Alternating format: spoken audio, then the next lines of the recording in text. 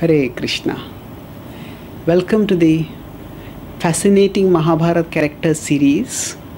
We are now starting with the second character, that is Droṇāchārya. The first character we discussed was the most magnificent characters in the Mahabharata, that is Bhishma Pitamaha, and the second character is also extraordinary. Droṇāchārya, his birth name is Drona, and he appears in the Adi Parva. That is the first Parva, where he becomes the teacher of the Pandavas and the Kauravas, and then he has a significant presence throughout all the Parvas till there is one Parva dedicated to him itself. That is the Drona Parva, the seventh Parva, when he is the commander of the Kaurava army for 5 full days. From the 11th day after Bhishma falls on the 10th day, 11th to the 15th days, Drona reigns across the war field, and practically he is breathing fire, and it's very difficult for the Pandavas to even conceive victory as long as Drona is in command. So he's an extraordinary teacher and warrior himself. So let's discuss about his life from the beginning. The name Drona is indicative of his extraordinary birth. Droṇāchārya, he is not born from an ordinary way. Now, most people, when they are born, they have to go in the mother's womb and suffer in the mother's womb, and then the soul gets a body. But Drona is born from a great sage, and is born also in an extraordinary way. His father was Bharadwaja. Once Bharadwaja, along with several other sages, had gone to the Ganges, and while they were bathing, so Bharadwaja, he was bathing at a little distance from the other sages, and there he saw a celestial damsel, an Apsara, Ghritachi. And now she was so attractive looking that his reproductive seed emerged. And for a great sage, the reproductive energy is itself very powerful. And he had no desire to give up his renounced order. It was just a slip that happened. But even such a slip, because he had for a long time practiced austerity and conserved his energy, when that seed came out, that seed itself had extraordinary power. So he collected it in a Drona and kept it. A Drona is a container made of natural elements like leaves and other things. Often food is small helpings of food are served in Drona. And from that Drona, soon Droṇāchārya appeared. So when Droṇāchārya appeared, in childhood he was known as Drona, and Bharadwaja was a sage. So Drona, actually in his childhood, Ghritachi had no interest. Ghritachi in fact did not even come to know immediately such a thing had happened. So he lived in his father's hermitage itself, and there he was from his childhood surrounded by sages. And while he was living among these sages, his father did not directly become his teacher or spiritual master. One of the senior sages in his father's hermitage, who was also a disciple of Bharadwaja, his name was Agnivesh. So Bharadwaja's disciple Agnivesh became the teacher of Drona. And Drona not only became learned in scripture, but also in warfare. He learned warfare so expertly that he eventually went on to become a peerless teacher. Now, the Brahmanas normally do not take up weapons, but they are quintessentially teachers. And they teach not only scripture, they teach other branches of knowledge also. In general, teaching is itself a Brahminical activity. Why? Because one is sharing knowledge. Whatever field that knowledge might be, actually the sharing of knowledge is considered to be a Brahminical activity. So, the Brahmana's knowledge is not only otherworldly, it is also this worldly. Even the demons in the Rāmāyaṇa describe that the Rakshasas are demons who were called Yatudhanas, and they would perform the pilgrimages and the rituals and the other rites necessary which for the Rakshasas, which they wanted to do even for serving their nefarious ends. So the post of teacher is important in society, and every field in life needs to be taught. Now Drona became an extraordinary teacher, but while he was there in his father's hermitage under the tutelage of Agnivesh, Agnivesh was a famous warrior also himself, a warrior teacher. So in that Gurukul, many other people also came, and one of those people was Drupada, who later on went to become the king of the Panchala Desh. So Drupada and Drona became close friends while they were staying together in the Gurukul. And eventually both of them graduated and they went their own separate ways. But while they were there, close to each other, Drupada, in one moment of great affection, told Drona that we are such close friends that whatever is mine, it is yours. You know, whatever is mine, if I get anything in life, I'll give half of it to you. We will share it together. They would share their food, they would share their lives. And at that moment, they felt that we will share everything together. So I'll share the kingdom also. Now Droṇāchārya, at that time he was still Drona, he went on and he got married to Kripi. Kripi is the sister of Krupacharya, who we will talk about when Droṇāchārya reaches Hastinapur. Now, when he got married, he was a Brahmana. In Vedic culture, generally Brahmanas are poor. Brahmanas do not hoard wealth. They are interested in living simply. But sometimes this simple living is not just a choice, it can be a discomforting imposition. Just as we know in Krishna Lila, Sudama was a very poverty-stricken Brahmin. So similarly, although Drona was married, he was very poverty-stricken. And he and Kripi, they begot a child, a powerful child, but in who was known as Ashwathama. But in his infancy, he was just a small baby. And at one time, Drona could not provide for him. And the baby was crying desperately. His mother was saying, please, he needs food regularly. So, although Drona did not want to ask favors from anyone, still he decided that I need to do something to mitigate my poverty, if not for myself, then for the sake of my family, for my small child. And he remembered the promise of Drupada. And then he went to the kingdom of Drupada, went into the palace. And in the palace, he approached Drupada and reminded him of his words which he had spoken during their friendship. Now the response of Drupada over here seems quite uncharacteristic to the way Drupada is in the rest of the Mahabharata.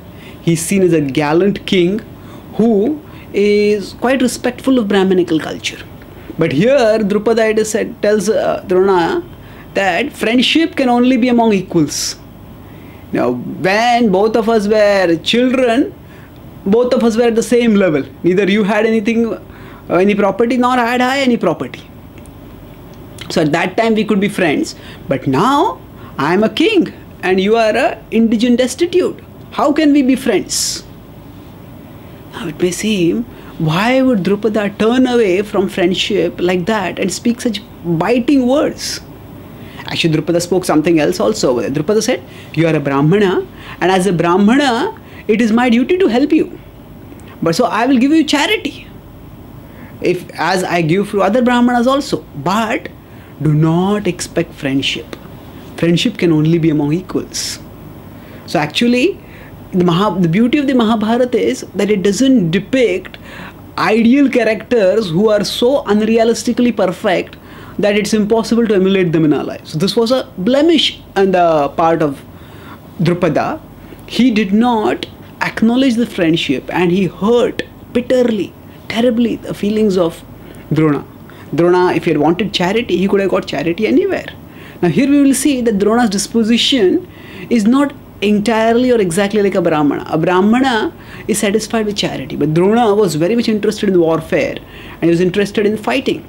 So actually, we will see later that he fought in the war during Kurukshetra, and before that also in other wars he would help. So he did not just want to accept charity where he was expecting friendship, and he walked away. He was terribly hurt, and at that moment he decided, I will take revenge against Drupada, who has so publicly modified and insulted me. And Drona went from Panchala Desh, walking, he came to the Kuru kingdom. And at that time, the Pandavas and Kauravas were young. And they were playing in the vicinity of the palace. As they had been playing with a ball, so the 5 Pandavas and the 100 Kauravas, and the ball just went and fell into a well. So generally when children are playing and something like this happens, all the children get upset. Now how can we continue playing? They're worried. They're just looking at the well and peering inside and thinking what to do. And at that time Drona came along, and they look at him, regal, majestic. Drona would wear white robes. He had a white beard. He had whitish hair, and his body was decorated with white sandalwood, and he looked majestic. Although he was a Brahmana, but still he had an aristocracy about him, which was captivating. And he asked the boys, what is the matter? They told him that this ball has fallen and we don't know how to get it out. So he said, you are princes. You don't know how to do such a simple thing. Get a ball out of this. Well, he said, if you will provide for my meals, then I will get this ball out for you. So Yudhishthira looked at him carefully and he said, oh Brahmana, if you get this ball out for us, what to speak of providing a meal for you? With the permission of Bhishma, we will arrange for your maintenance lifelong. So Drona looked at Yudhishthira. Just from the beginning, there was a natural affection that happened between Drona and the Pandavas. So he knew Yudhishthira was virtuous. And Drona, just to increase the sense of excitement, he took out his own ring. And the ball was already there in the well, and he threw the ring also into the well. And the princess started looking at him, saying, what is this? He thought he will bring something out, he'll put something in further. Then he took a bunch of grasses, bunch of straws, and then he chanted some mantras. By the power of mystical mantras, he endowed those straws with the strength as if they became like spears. And he threw one straw that went and hit right the ball and just penetrated it gently. Then he threw a second straw that went and penetrated the first straw's back, third straw, fourth straw. And like that he threw straws one by one, and they all penetrated into the preceding straws, and it became a rope which extended all the way up to the top. And he just gently pulled out the rope, and the ball came out, and he gave it to the Pandavas and Kauravas. All the princes were amazed. What is this? They never seen anything like this. And then similarly he chanted some mantras, and he took a straw and a stone, he threw it down, and he threw it in such a way that the impact of that caused the ring to rise. So by the power of his skill in throwing and his skill in chanting mantras, he not only met the challenge that was there, but demonstrated his excellence even further in dealing with another challenge. So when he got both the ring and the ball out, the princes were stunned and they ran back. And just as when children see something wonderful, they go and tell home at their parents, to their parents. So now this was obviously about somebody who had some military skills. So they ran and told this to Bhishma. Bhishma was their primary caretaker. The Pandavas' father Pandu had already departed, and Dhritarashtra, the Kauravas' father, was incapacitated because of being blind. So Bhishma was actively acting as their caretaker and trainer, and they reported to Bhishma. And when Bhishma heard this, at that time he understood, oh, this must be the great Drona.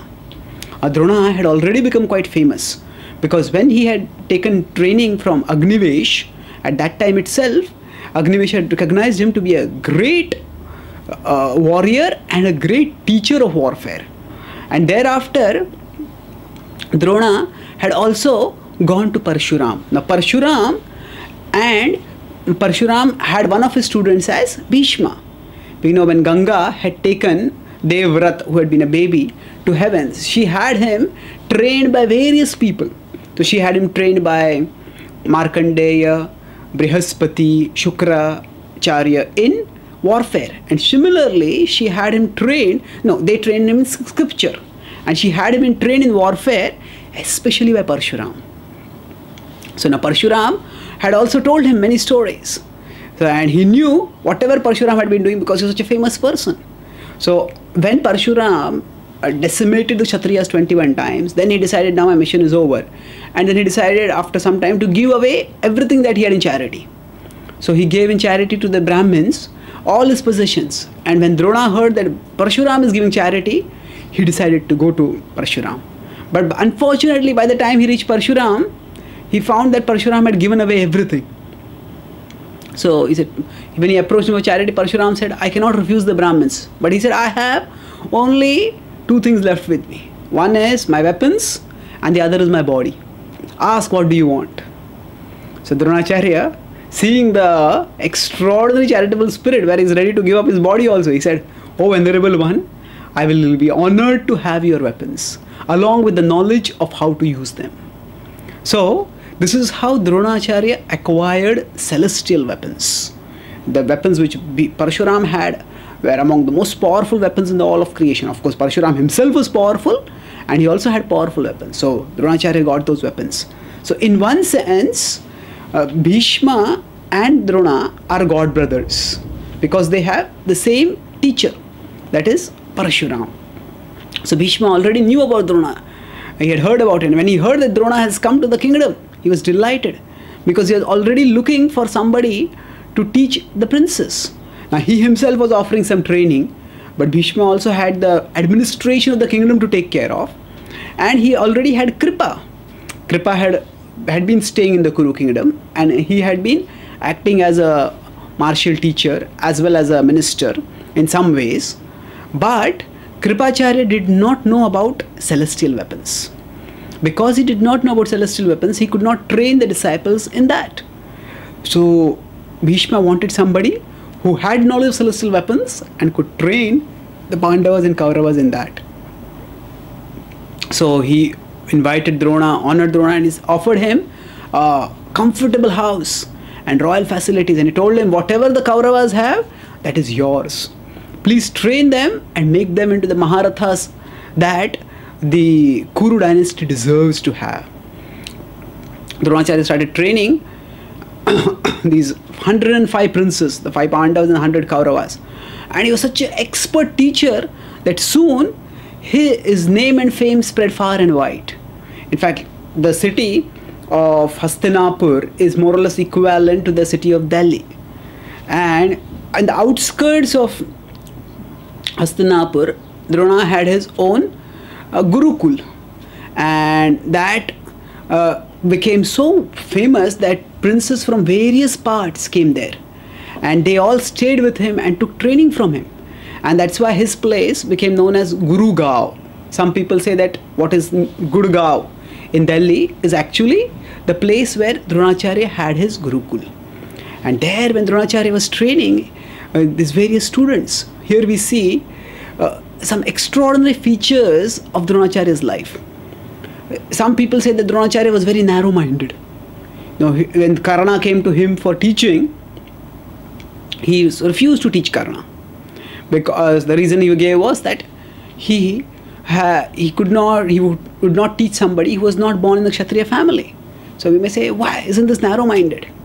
But if Drona, we are just going to stereotype and label Drona as narrow-minded, then we have to consider the other fact that Drona trained someone who was ordained to become the cause of his death. What had happened was Drupada had actually worked very hard to gain a big kingdom. And when he gained this very powerful kingdom, he did not want to share with Drona or with anyone else. And when he couldn't share it with anyone else, so he decided that that's why he rebuffed and sent off Drona. And Droṇāchārya trained the Pandavas and the Kauravas expertly. And we will discuss about their training a little later in more detail. But here we are focusing right now on the extraordinary attitude of Droṇāchārya towards the students, which is often misunderstood and misportrayed. So after the Pandavas and Kauravas had completed their education, then they asked what dakshina can we give you? And he said that, please defeat Drupada and bring him as a prisoner in front of me. So all the disciples started going, and the Kauravas, they always wanted to prove that we are better. That the Pandavas had repeatedly excelled throughout their education, and Duryodhana thought, this is the time when I will prove that how good I am. And he started charging towards Drupada's kingdom. And as he was charging towards Drupada's kingdom, at that time the Pandavas also were going. So Arjuna told the Pandavas, his brother, he said, wait, here, let him go first. then let his arrogance be smashed. Then we will do a special service to our spirituality, to our teacher. So Duryodhana went proudly and attacked the kingdom of Drupada. Now, Drupada had a powerful army. He himself was a Mahabharata, and with his army he put up a stiff resistance. And although Duryodhana fought ferociously, he was overwhelmed and he was defeated. And with a sorry face, he had to return mortified back to Droṇāchārya, unable to provide the Guru Dakshina. And then the Pandavas charged. And Arjuna and Bhima themselves were so powerful. Now, whatever barricades they had been created by the Drupada's forces, they were already prepared because they had got the news why the Kauravas were attacking, and they knew the Pandavas will also come after this. But Bhima just broke through all the barricades. And nobody could stand in front of Bhima and Arjuna, and both of them just charged the army, and Drupada himself put a heroic fight, but Drupada was quickly imprisoned. And he was imprisoned, and he was arrested and brought in front of Drona. And when he was brought in front of Drona, Drona told Drupada, he said, "Oh Drupada, remember that we were friends long ago. I would like to renew our friendship. But friendship can only be among equals. Now that you have been defeated, your kingdom has become mine and you have no kingdom. So how can we be friends?" So Drupada was humiliated and Drona was having his way back at him. And Drona said that, "Yes, but I want my friendship, and so I'll be gracious to you. I will give you half of your kingdom back." And Drupada, he was burning within, but he just couldn't. He knew he was not in the position where he could do anything.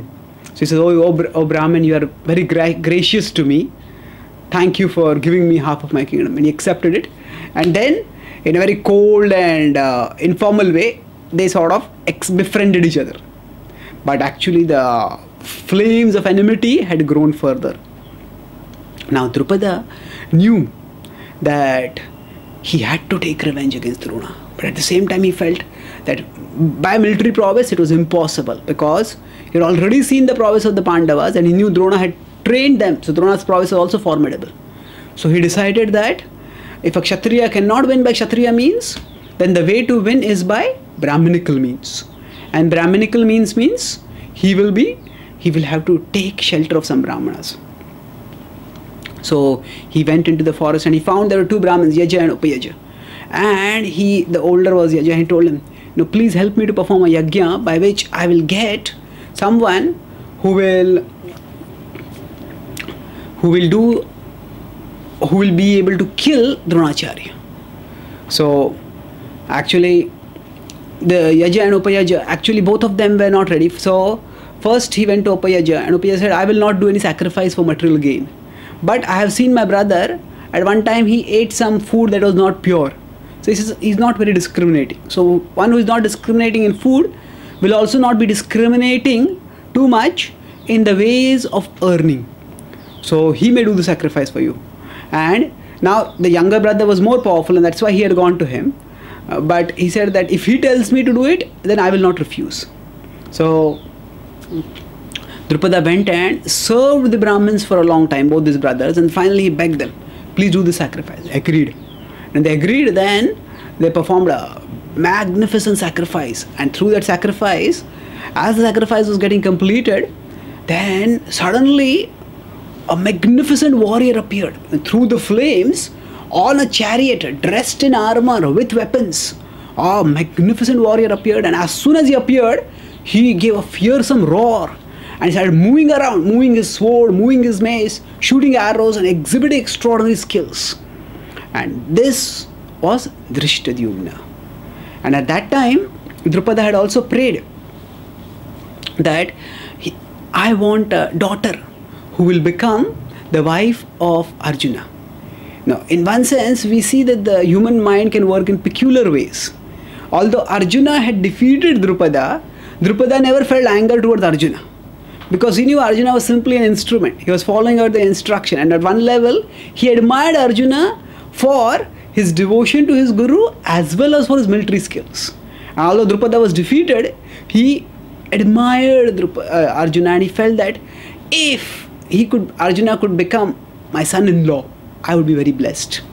And so he desired a daughter also. So it was the same sacrifice, strikingly beautiful, dark complexion lady, she emerged. And when she emerged at that time, a voice came that over her, war will be fought which will cause the destruction of the world Kshatriyas. And these two great persons emerged.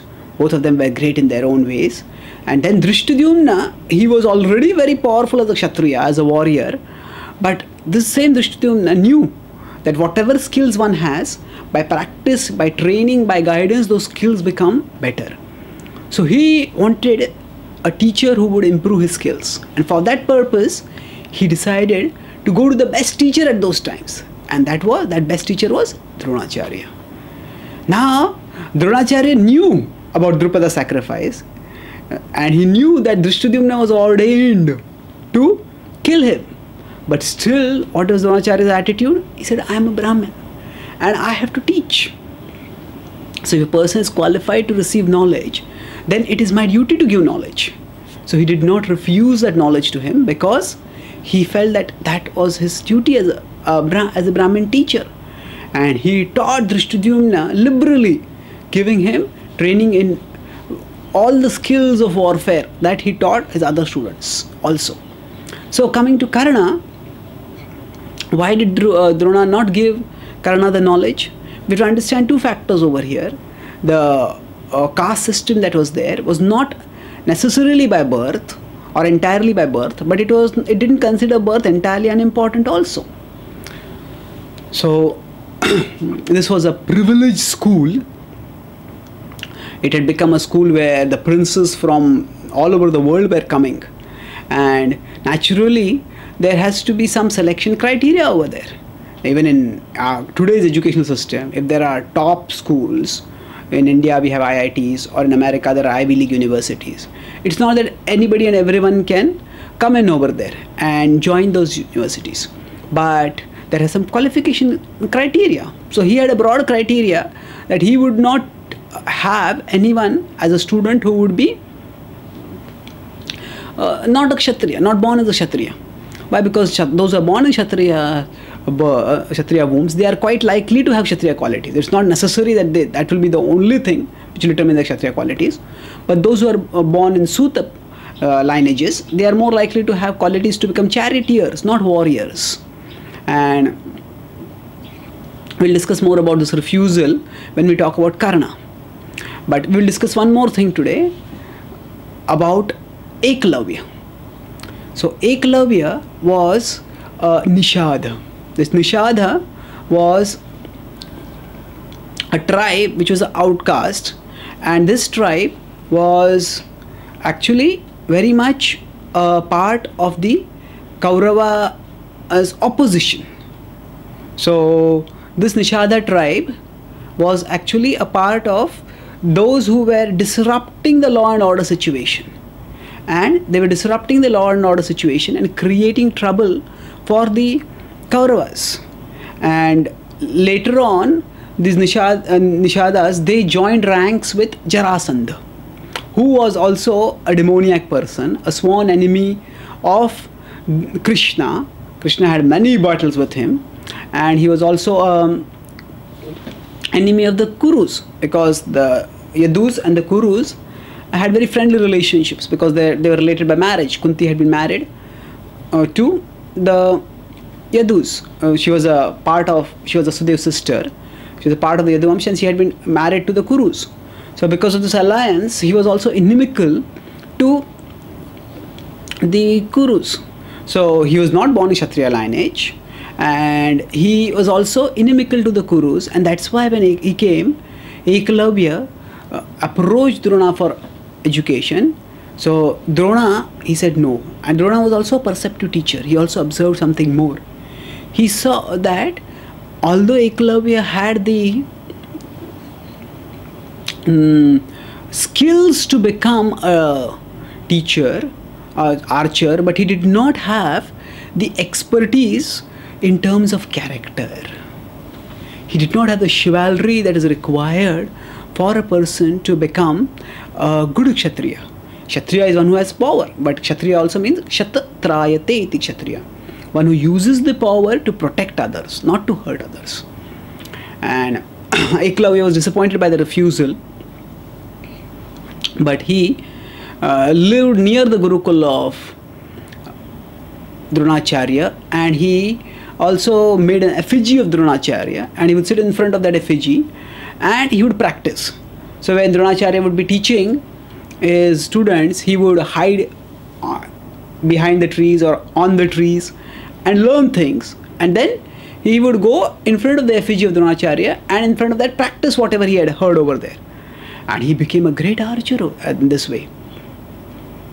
And nobody came to know about this, his great archery skill. So one day he was practicing archery, and at that time he heard a dog barking.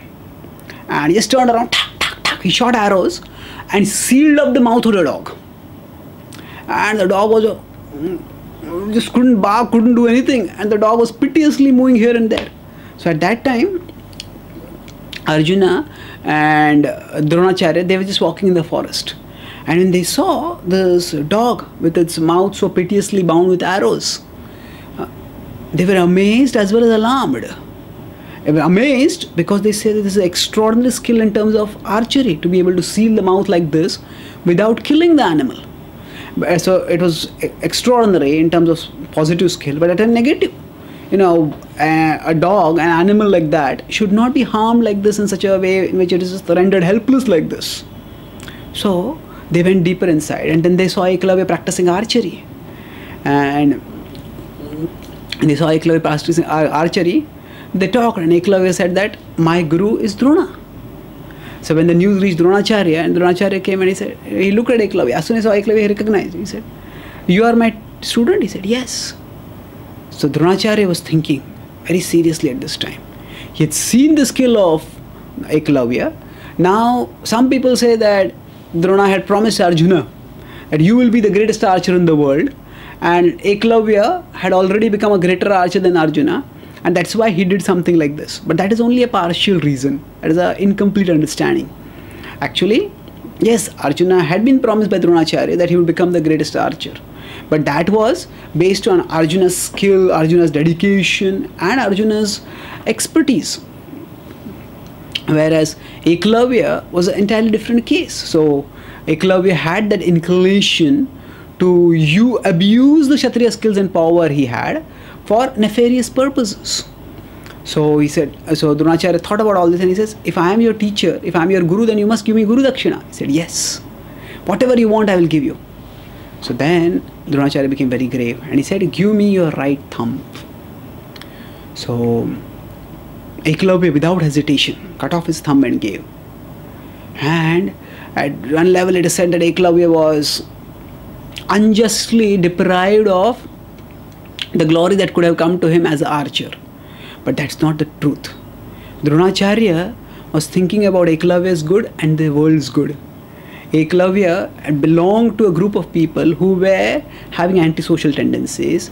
He was in alliance with the king who was anti-spiritual, and if he had skills, he would have himself harmed people, and he would have harmed himself because he would have done bad karma by which he would have to suffer the karmic reactions.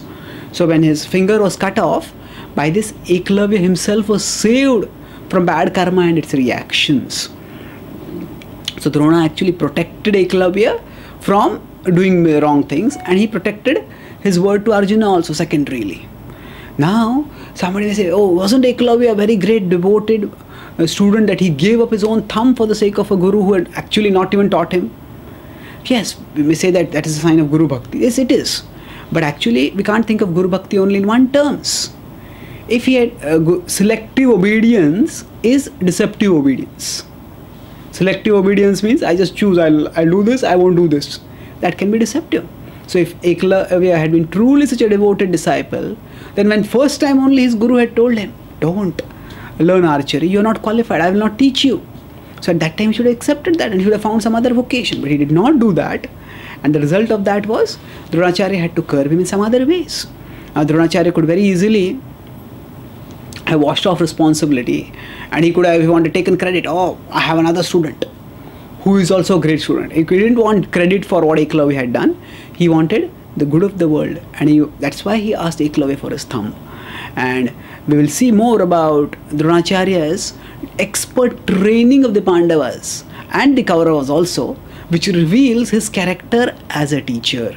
So was Drona narrow-minded in rejecting Eklavya or depriving of his thumb? If we think like that, then we have to also consider how he was so broad-minded that he was ready to train someone who would take away his own life. So we can't impose our values on the people of another age and just judge from that way. We have to think from a broader perspective. And the characters in the Mahabharata are not just black and white. There are various shades in it, and that's what makes them so interesting, and that's why learning about them is so instructive. So we'll continue in our next discussion. Hare Krishna.